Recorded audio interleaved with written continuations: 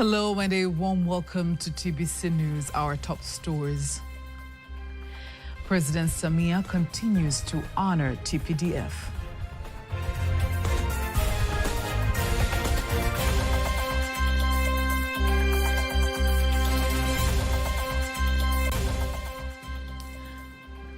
Nuclear energy, part of country's clean energy transition. To meet our development goals, we plan to increase our installation generation capacity from the current status.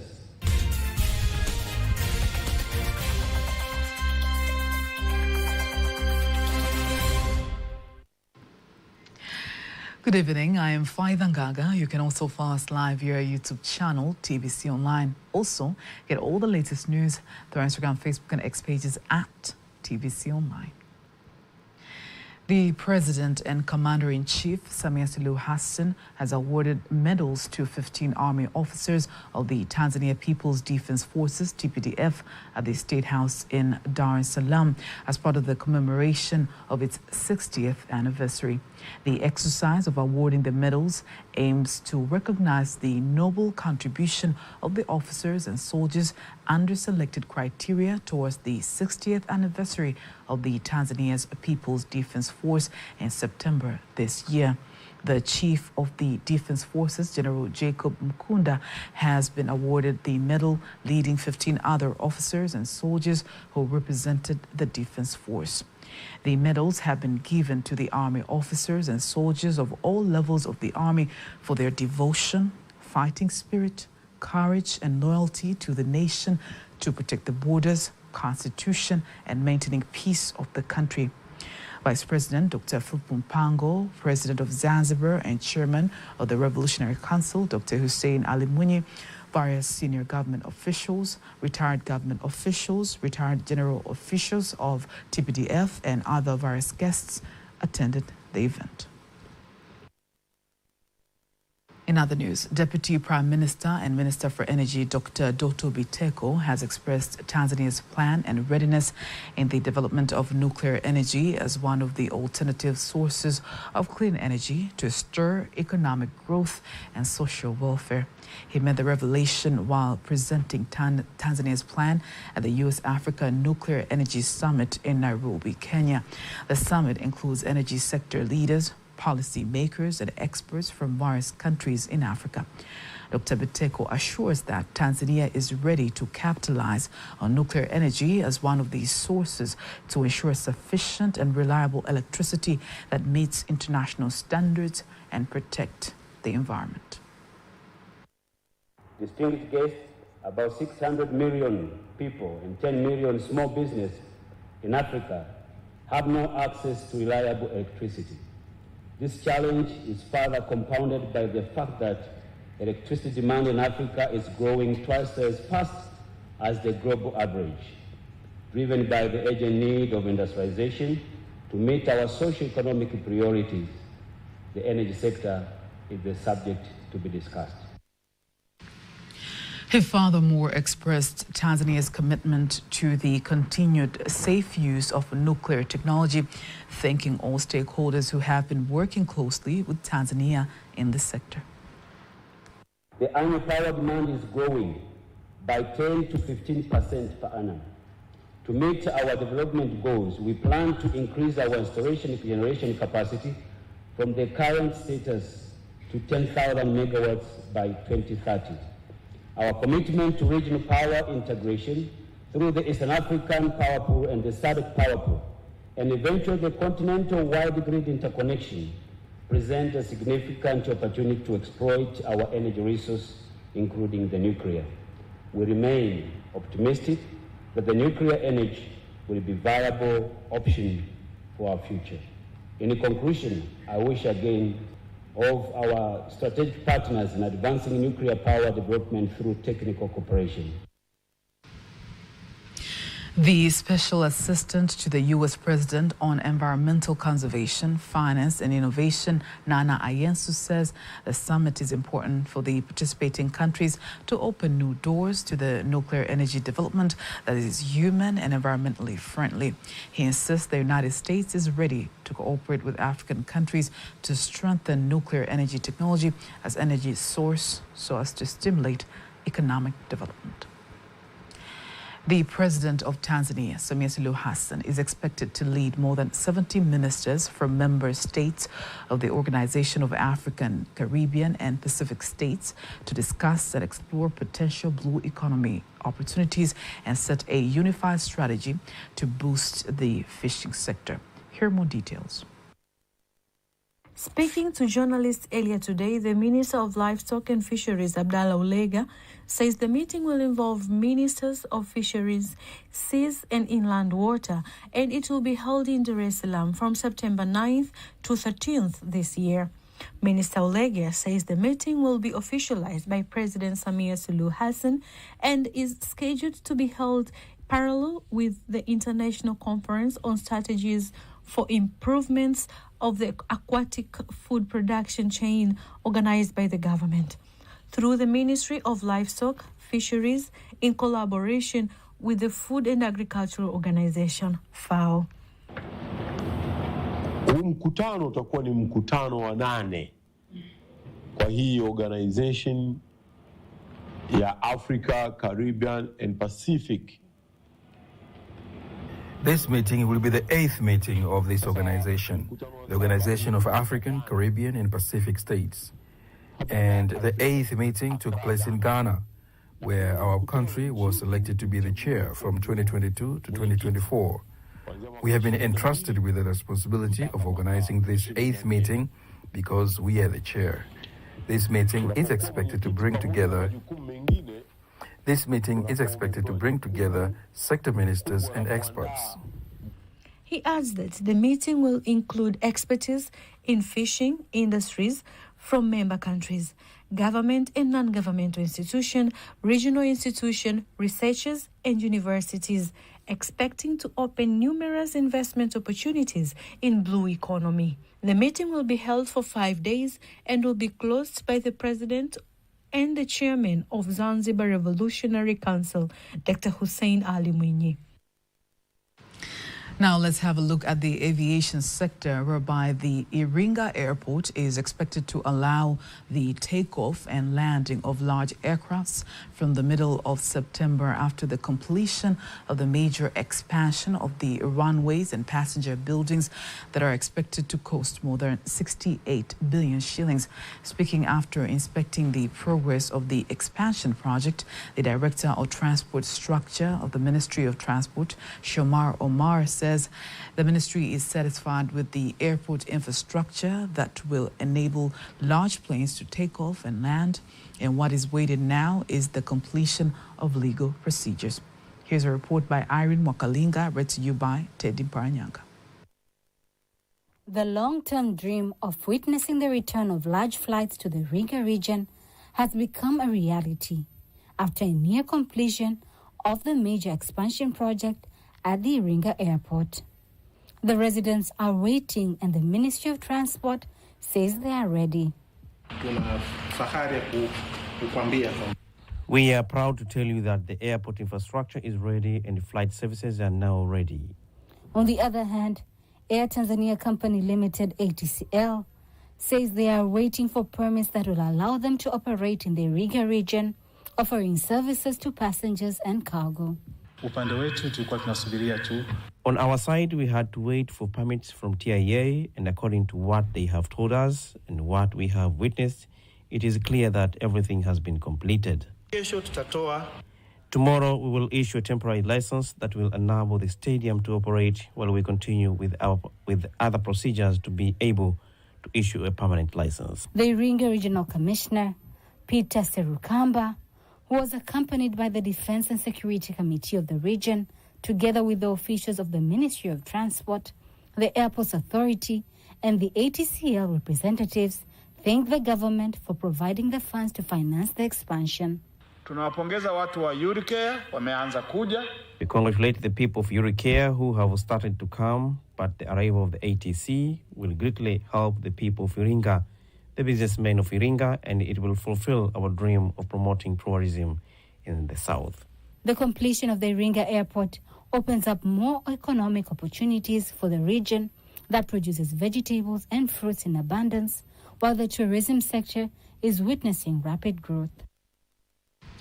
Now from Iringa, let's fly back to Dar es Salaam, where the U.S. Ambassador to Tanzania, Michael Battle, urges strict measures to be taken against the people involved in human trafficking, where women and children have been the main victims of such actions that break the nation's foundation, laws, and human rights.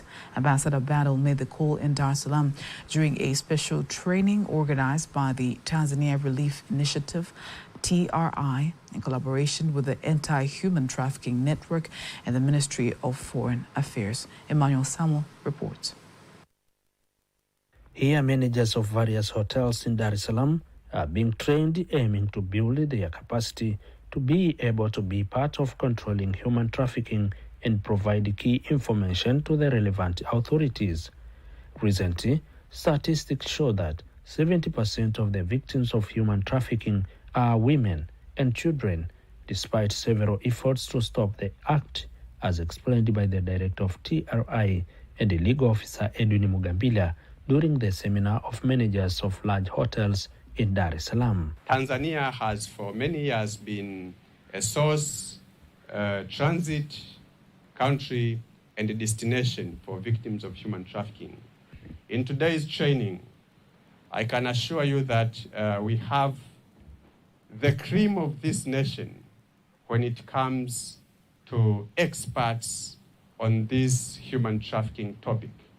So this should come to an end. This is the main purpose why we gather here today. The American ambassador to Tanzania, Michael Battle, is the official guest of honor at the seminar, who says that the cooperation of stakeholders is needed to control such actions, not only here in Tanzania.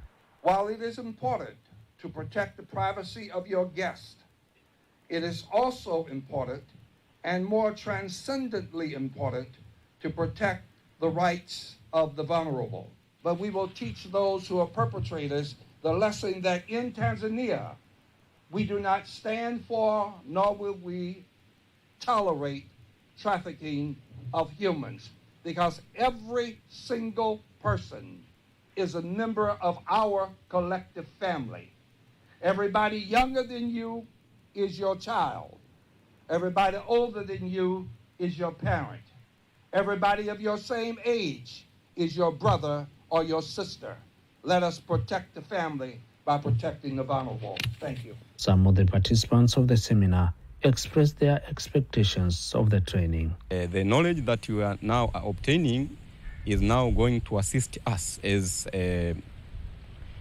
hospitality industries on how to assist the government on stopping human trafficking. We have to protect the community, we have to protect our hotels the same, in the country at large. According to TRI Director, 105 Ngos have joined hands to create a national network aiming at fighting human trafficking.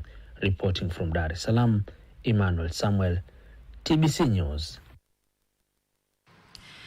Tanzania Women Chamber of Commerce, TWCC, has embarked on training women and youth, aiming to empower them to secure markets. A program named A Bid for Success intends to provide training to 30 women and youth to equip them with deep understanding of the public procurement law, best practices for participating in the bidding process, and how to prepare bid documents that meet legal requirements. Today we have launched our new program, which is called the Bid for Success, and now we are beginning with our master class, first cohort. We are targeting to empower more than 8,000 women by 2027. Aim of this program is to empower women and youth in various sectors to be able to compete in tendering opportunities across public institutions, but also private sector. It was difficult to penetrating on the government tenders and other corporate tenders, but through this training, we're expecting as a woman, we can penetrating on tendering process and getting the award of tendering and supplying to the government. I believe as a woman, we have a lot of opportunity to penetrate in any business or any tendering process, and I'm sure TWCC will be helping us be penetrating in a business global. When you do the tendering and you're not aware of what you're doing, it's not possible for you to achieve. So before we have been tendered and none of the tender we achieve in getting. My expectation, I will be able to tender and achieve what I am doing. The training is expected to create important opportunity for women and youth entrepreneurs who want to establish themselves further in the public market and increase their business opportunities. Youth-centered organization Thai Tanzania, in collaboration with the We World organization, say they will continue to collaborate to ensure that children, especially those with disabilities, are ensured of ample education opportunities. Speaking in Dar es Salaam during the launching of the new Wena animation created to emphasize parents to promote inclusive education opportunities for children. Head of the Thai Tanzania program, Deborah Maboya, says her organization uses such animation to educate children to know their rights before their parents. This particular project we have been able to implement through the partnership that we have with We World. And why Wena?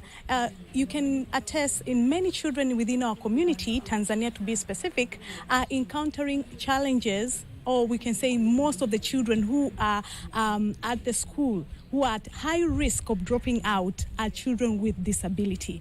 And that's why we have seen at Thai, as we use the creative approach of using animation through storytelling, we have seen the need of creating a story about a child who has hearing impairment disability, the challenges that she's encountering within her community, but also what she does in terms of to ensure that she gets the supportive mechanism that she needs so that she can be able to pursue her education. From our animation, we have seen the perception of the community who actually don't see the importance of Wena to access education. And that is what we are here to do. Our theme is to ensure that we leave no one behind, including children with disabilities. Some of these stakeholders from We World organization and other organizations expressed their optimism following the launch of the educational film. The path that starts today and that will go on towards the following months with the campaign, Thai, We World and TenMet are implementing together. So thank you to Thai, and we really hope that this campaign and this animation will contribute to make a sensitive change and improvement of education and children's rights in our communities. Our part on this is that we are trying to make sure that now we are changing the whole generation. We are changing the parents of Wena. We need new parents of Wena, the one who believes on their children, the one who doesn't care if the child is disabled or not, but put a trust on your child. Because if you as a parent, if you stand and believe on your child, because we know children believes more on their parents. If your parents is active, if your parents believes on you, that's where the first power comes from. So if you are trying to make big changes, we are going to start from the ground. And we feel like the children are going to be the parents of next generation. We are happy to. 10 schools in Dar es Salaam region are expected to benefit from the program, which is facilitated by Thai Tanzania in collaboration with other 3 organizations. Now, before we wind up local news, let's have a look at today's exchange rates according to the Bank of Tanzania, BOT.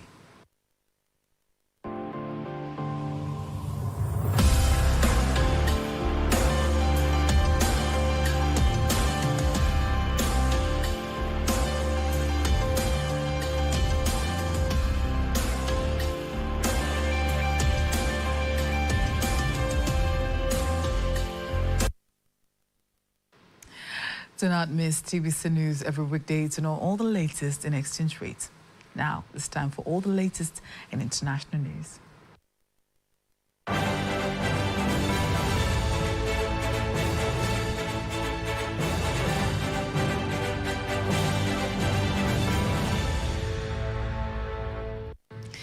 Now let's have a look at international news as compiled and read to you by Lulua Mohammed.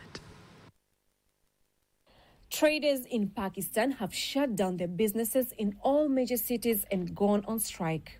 They are protesting against the rise in energy bills and new taxes imposed on shop owners.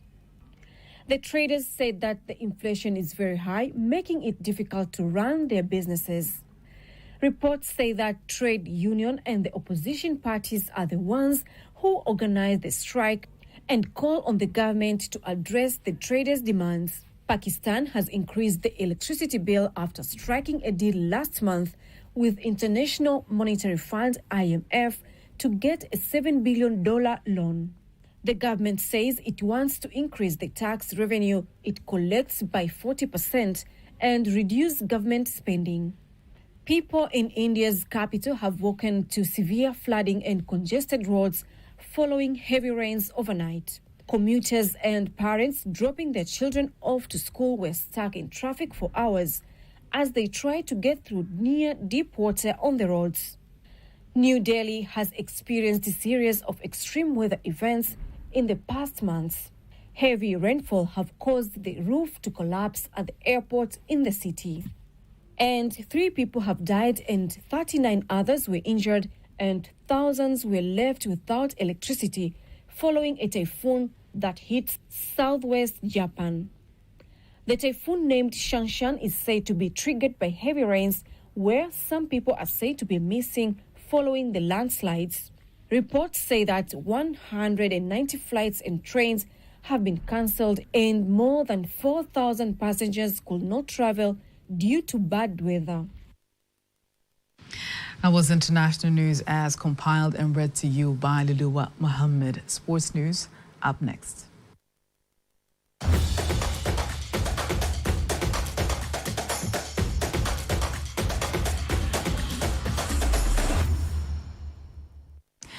And now in sports news, KMC FC head coach Abdul Hamid Maulin says poor concentration of his goalkeeper and defense in the last minutes of the match led Coastal Union get an equalizing goal and making the match to end up with a draw of 1 goal each, sending a message how tough the season's Tanzania Premier League is.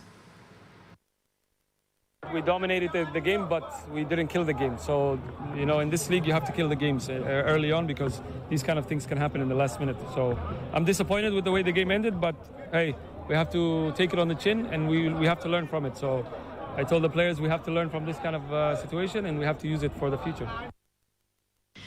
While KMC draws at their home ground, defending champions Young Africans have kicked off their league campaign by beating Kagera Sugar 2-0 at Kaitaba Stadium in Bukoba. Bongo Flava artist Khalid Mohammed, popularly known as TID, urges artists who seek loans from the government to invest in the production work that generate profit to enable them repay the loans. TID has made the statement while speaking to journalists towards the launch of Hideout Saturday Tala Tala in Dodoma, where he says due to the lack of proper plans, many artists experience difficulties in making the right investments after receiving loans. Any artist who is not invited to entertainment industries, it is very difficult for him to repay the loan. So I ask my fellow artists to invest loan funds they took from the government in the project they use to apply for it.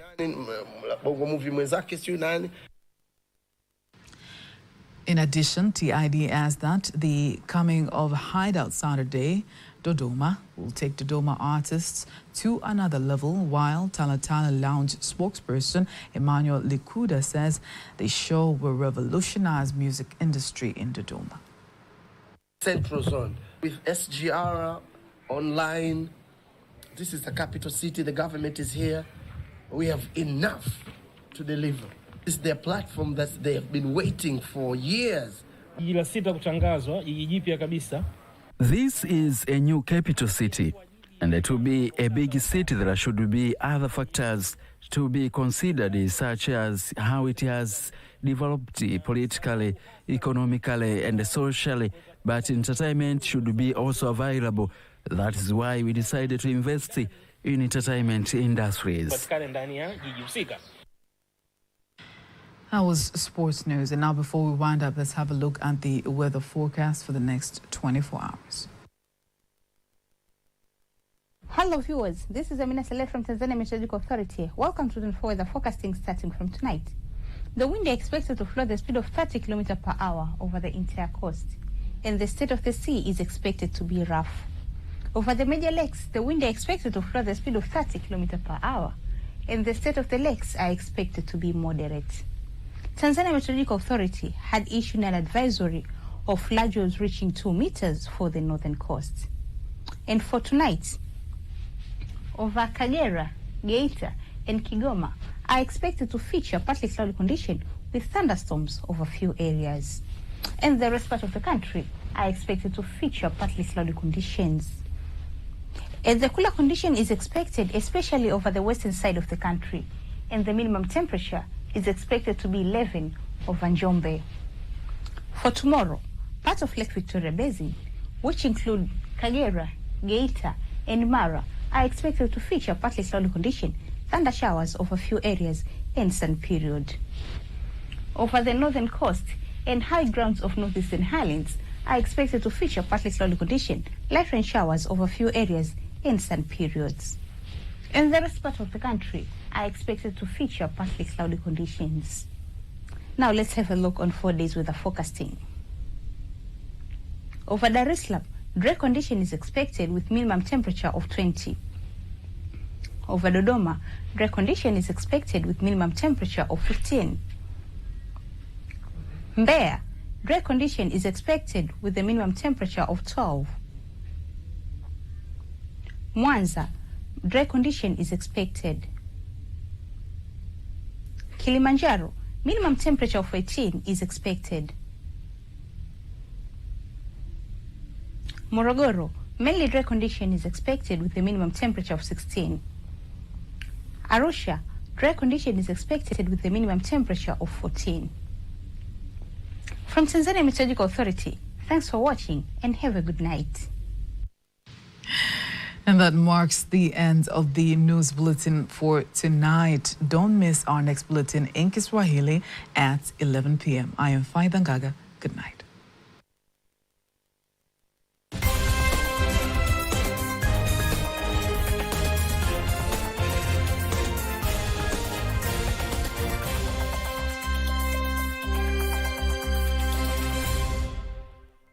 Unaangalia TBC1, ukweli na uhakika.